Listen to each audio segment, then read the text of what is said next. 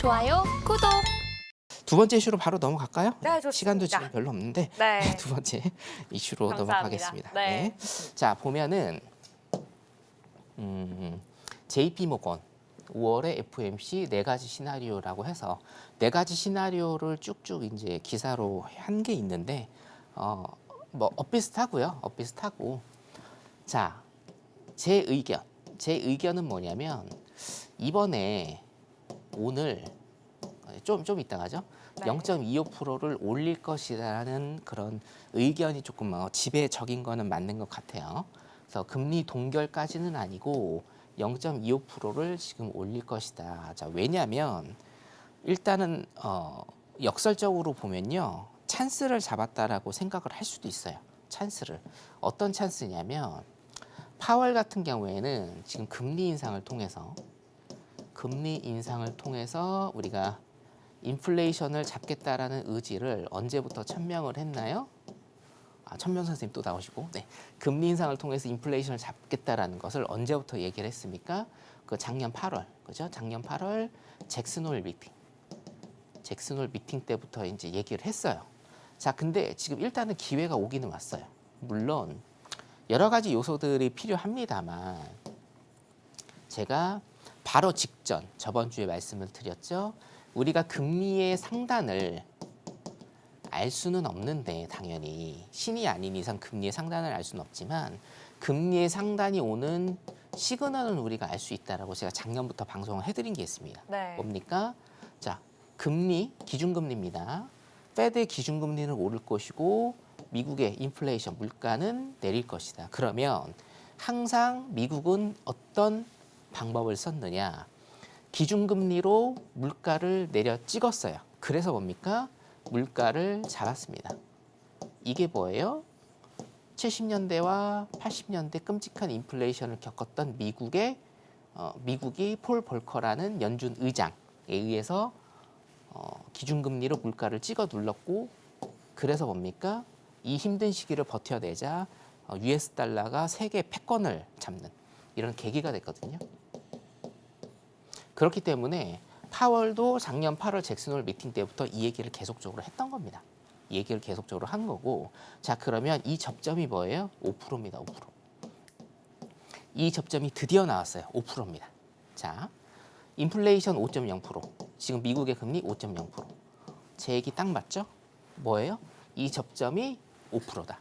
자, 5%라고 하면 여기에서 끝낼 것인가? 그거는 아니에요. 표면적으로 보면 인플레이션을 딱 휘어잡기 위해서는 인플레이션보다 조금 더 높은 수준의 금리 인상이 필요하다라는 거예요. 이거를 지금 미국에서 보고 있는 게 뭡니까? 5.5% 정도다. 이렇게 보고 있는 거예요. 자, 그러면 어차피 0.5%를 올릴 수는 없어요. 위험성이 좀 많기 때문에. 그럼 0.25%를 뭡니까? 2번 정도 일단은 올려야 된다라는 거죠. 자, 여기에도 지금 한 가지 말씀을 드릴 게, 자, 이거 네 가지 사진을 제가 지금 다 올려놨는데, 자, 5월에 금리 동결하냐, 0.25% 올리냐. 자, 뉴욕 증시, 은행주 불안하다. 그 다음에 뭡니까? CDS라는 게 있는데 일단 요거는 제가 내일 일단 설명드리겠습니다. 공개 방송 때. 그리고 네. 뭡니까? 디폴트, 옐런 6월 1일까지 디폴트 가능성이 있다라는 거예요. 이게 사실은 전부 다 연결되어 있는 겁니다. 한 개야, 한 개. 하나입니다. 뭡니까? 금리 인상이에요, 금리 인상. 금리 인상으로 촉발된 겁니다. 금리 인상을 계속적으로 하니까 동결할지 0.25%를 올릴지 지금 계속 논쟁인 거리가 되는 거고, 은행주가 왜 불안해요? 금리가 인상되고 국채금리가 올라가고, 국채금리가 올라가니까 국채 가격 하락하고, 미국채를 많이 가지고 있었던 미국의 중소은행들이 타격을 입고, 미국의 중소은행들이 재무제표가 안 좋아지니까 자산이 줄어든 거죠. 재무제표가 안 좋아지니 뭡니까? 뱅크런이 일어나는 거고. 자, 그러면 이건 뭐예요? 정부 입장에서는 지금 금리 인상으로 인해서 경기가 안 좋고 돈을 더 풀어야 돼요. 플러스 뭐가 있어요? 대선이 있죠. 또 이번에 바이든도 나온다고 하고 또요, 트럼프도 또 나온다고 하죠. 무조건 이겨야 됩니다. 대선이 있죠. 대선이 있으니까 어떻게 해요? 돈을 더 풀어야 돼요. 돈 풀려면 뭐가 있어야 돼요? 국채 발행해야 되죠. 미국채. 근데 미국채 발행하면 어떻게 됩니까? 국채 공급이 늘어나니까 국채 가격은 어떻게 돼요? 공급이 늘어나니 가격은 떨어집니다. 국채 가격 떨어지죠. 은행주가 왜 불안해요? 미국채 가지고 있는데 미국채 가격이 떨어지니 자산이 떨어져서 예금자들이 뱅크런 사태가 일어나는 거죠. 자, 그럼 미국채 가격이 왜 떨어졌어요? 기준금리가 올라가니까. 다 연결돼 있는 겁니다, 여러분. 이해되시죠? 다 연결돼 있기 때문에 지금 일단은 찬스는 잡았다. 찬스는 잡았다. 무슨 찬스예요? 기준금리 올라가고 인플레이션이 꺾이는 요 지점, 이 지점이 뭡니까? 5%다 이겁니다. 자, 그러면 조금 더 올려야 된다 이거예요. 그러면 인플레이션 잡을 수 있다 이거죠. 경기 침체가 오든 안 오든 솔직히 상관이 없어요. 경기 침체는 무조건 와야 되는 거고 경기 침체가 와야 뭡니까? 인플레이션 잡히는 거기 때문에 침체가 오든 안 오든 솔직히 상관은 없습니다. 대신 이제 이게 터지면 안 되겠죠. 지금 은행주가 조금 불안하니. 자, 그럼 뭐예요? 이 접점이 5%다. 그래서 전문가들이 보는 게 5.5%다라고 하면 이번에 뭐예요? 0.25%까지 올릴 수 있는 뭡니까? 유인책은 발동을 했다라는 겁니다. 이해되시죠? 자, 그렇기 때문에 이번에는 0.25%를 올릴 가능성이 좀 굉장히 많아졌다라고 여러분들 이렇게 생각을 하시면 될 것 같고, 자, 뒤에 조금 보면 이거는 제가 네. 몇 번 설명을 일단은 드렸던 거긴 한데 오늘은 여러분들 이거 아시죠? 예. 상관관계 일단은 보셔야 돼요.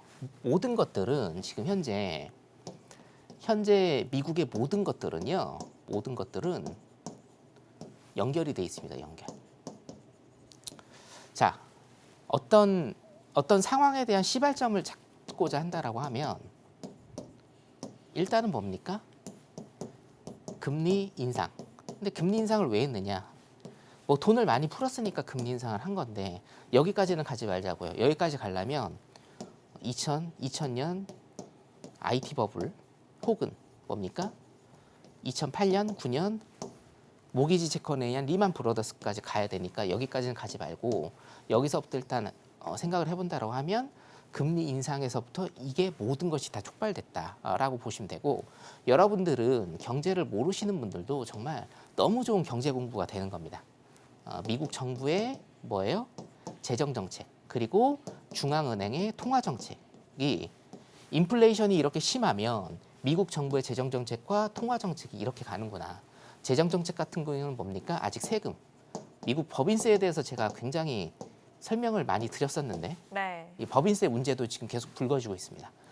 법인세도 지금 즉석이긴 하는데 내일 제가 공개 방송 때 말씀드릴게요. 미국의 법인세. 네, 좋습니다. 예. 미국 법인세 여러분들 경제신문 보시면 법인세 얘기 굉장히 많이 나올 겁니다. 법인세 얘기가 왜 나오는지도 제가 말씀을 드릴게요.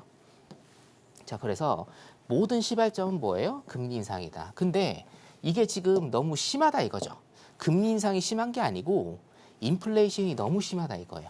인플레이션이 너무 심하다 보니 금리 인상을 빨리 해서 인플레이션을 다운을 시켜야 됐었는데 뭡니까? 시기를 놓쳤다는 거예요. 시기를 놓치니까 더 빠르고 더 강력한 금리 인상을 하게 되니 금융적으로 부작용이 많이 생기는데 이 부작용 생긴 게 어디에서 지금 촉발이 됐느냐? 어디가 제일 심하냐 이거죠. 그게 뭡니까? 미국의 중소은행들이 굉장히 심하다라는 거예요.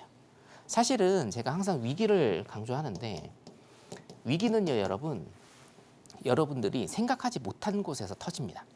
그리고 그 임팩트는 굉장히 강하게 됩니다.